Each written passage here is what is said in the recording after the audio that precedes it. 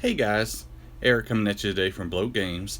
Want to do a quick kind of mini review of White Box Gothic, supplement for your Sword and Wizardry or White Box campaign, or really any OSR campaign. This can be used. It's written by James M. Spawn, and it's from Barrel Rider Games, same company that's put out like the White Box Compendium, White Star. All kinds of good stuff comes out of Barrel Rider Games, and this does not let you down in any ways. This is great for people who like the Gothic sense of role playing. If you like the kind of like Ravenloft, things like that. This isn't Ravenloft, but this will get you that feel and that tone and some of those familiar elements and stuff. So let's dive right in. I'm going to spend most of my time on the classes because, it's kind of broke up into four sections, but the classes is really what shines in here. While I'm getting to the classes, the writing in here, James Spawn always does a great job, but with this one, he really wrote. I would like to say in period style writing, like you can tell that he was really infusing the entire Gothic vibe, sense, and tone into this game, and it really comes across. Also, there's some quotes from Bram Stoker's Dracula in here, and you get a feel of what he was going for just by the tone of the writing. So the four sections that it's really broke down into is going to be the Heroes Against the Darkness, which is the classes, the Staring into the Abyss, which is the optional rules, Sorcery Most Foul, which is magical items and spells, and then Children of the Night, which is monsters. So we'll start here with the heroes. The first one is going to be the Monster Hunter. Now this is your typical Van Helsing character archetype. Very cool though.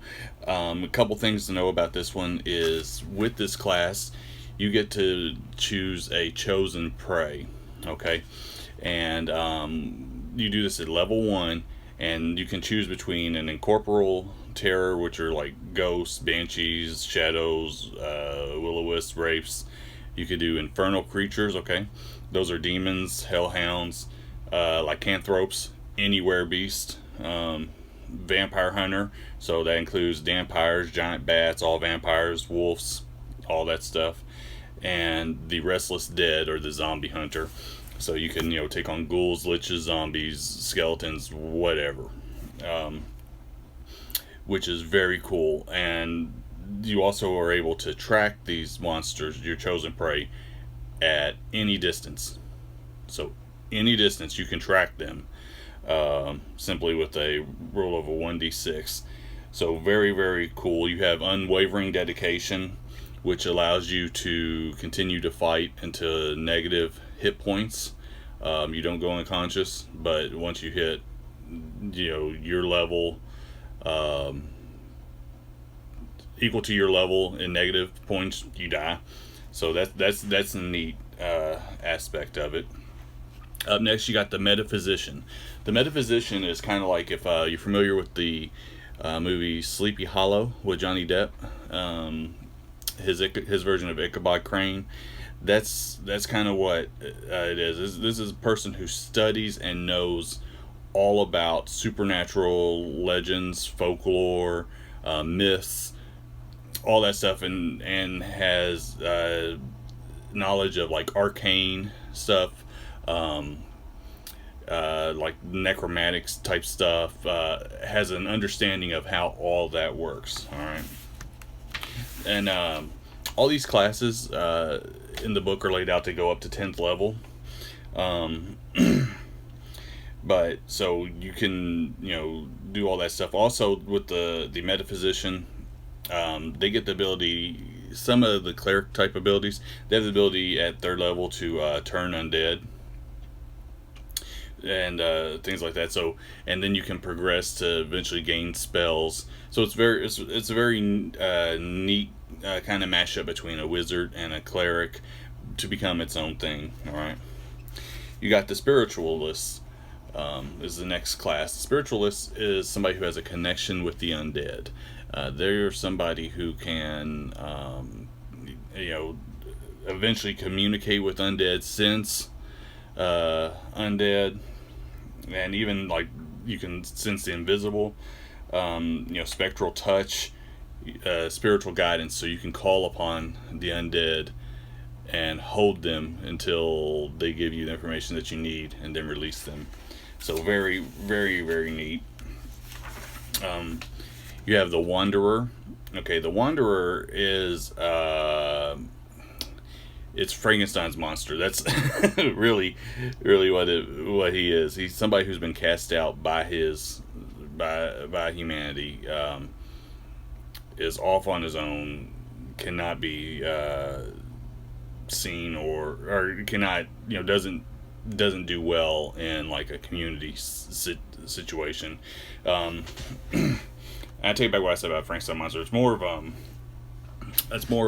the standard or the stereotypical gypsy of old. I misspoke, but you're able to you get an ability called Scrape By, so you're able to always survive even with very little money. You have Wanderer's Luck, so once per day you're able to re-roll any failed roll, which is, you can be any failed saving throw, any failed to hit roll, anything like that. At 5th level, you pick up a few minor spells. So just by always being on the road, always being surrounded by different people, you're able to absorb some knowledge that they have. All right, you got your Dampire, which is your half human, half vampire, born into darkness. They are truly children of the night, and it goes through that. So if you ever want to play Blade, we got you covered right here. Reanimate it. Now here is your Frankenstein's monster. It's a person that's been sewn together. It's basically a flesh golem who's been sewn together and is out to or is just kind of wandering. You have inhuman strength, unnatural tenacity, painless body. So you get hit, you don't feel the pain that you're from the damage that you're taking. So very neat, and that's all the classes right there. But then it goes into the second chapter, which is going to be Staring into the Abyss. Now, Staring into the Abyss, I'm going to move through these parts a lot quicker, but they're very cool. They're not they deserve more time, but just because the video is already running long, I just want to get you guys in and out. But you get Corruption. All right. This is, you can slowly, by doing evil acts or witnessing evil sadistic acts, you can you'll start taking and exhibiting a different form, a much more evil form that people who see you can then recognize that you are becoming corrupted by the darkness. Very, very neat. Then there is Dread, which is some creatures are inherently, or locations are inherently terrifying. And so there's going to be a rule for sensing, like, it's almost like horror factor in some games. And Dread can, make you do different things.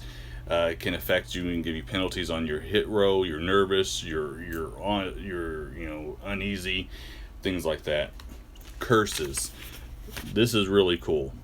This gives you all the rules that you need for invoking curses, including minor, major, and cataclysmic curses, and how to break curses. And if your character gets cursed, this is a neat, nasty little section. So if you ever wanted to have any kind of curses in your game, or like you run across a witch who does you wrong, or the beginning of Beauty and the Beast, the prince turns away the old hag and then gets cursed and becomes the beast, you can do that with these rules. It's pretty neat. Up next, Sorcery Most Foul. This is going to be mainly evil or necromantic type spells. You got like Death Speak, Detect Undead, Empower Turning, Holy Light, Hymn of the Holy, Mask of the Death, Purification. Speak with Spirits, Set to Rest, Remove Fear, and many more. That you can use. It's got Ghostly Servant, Hypnotize, Shadow Form, Spectral Presence, Summon Vermin. I like that one. Summon Greater Undead, Terrify, Wall of Shadows. So it goes on. Then it's going to give you many different, several pages of magical items before getting to the 4th chapter, which is Children of the Night. Alright, Children of the Night, what it does is it gives you some really cool setting specific type monsters that you can use. You get your Blood Ravens, your Breath Stealer, the Confessor, the Clerical Lich. You get your Cultists, all kinds of lycanthropes, the Plaything, the Reaper, a Shadow Demon, a Skinwalker, a Weeping Tombstone, very neat. The Vampire Bride, so you can get the Brides of Dracula, of course the Vampire Lord, and a Reflex Zombie, which is going to be like a fast-moving zombie. So they're going to be more like zombies of the modern day movies. Anyways, the book clocks in at almost 50 pages. Alright. This is, like I said, this is a supplement, so you can use it with any existing white box rule set. Like White Box Fantastic Medieval Adventure Game would be great with it. That's why I use it with Swords and Wizardry white box. Just your old school OSR D&D is very nice laid out. The writing in it's wonderful. You get a sense of the game as it goes through. My one critique is that the art is very sparse in it, but aside from that, this is a no-nonsense, kick-ass supplement that you can add to your campaign and give it the awesome horror feel that you've been looking forward to. So that's what I got for you guys today. Go check it out. It's available in print through Lulu. It's also available on DRIVETHRURPG. I'll put the links down below, and you can pick it up there. So again, White Box Gothic by James M. Spawn for Barrel Rider Games. Gets a thumbs up from me. Take it easy, everybody.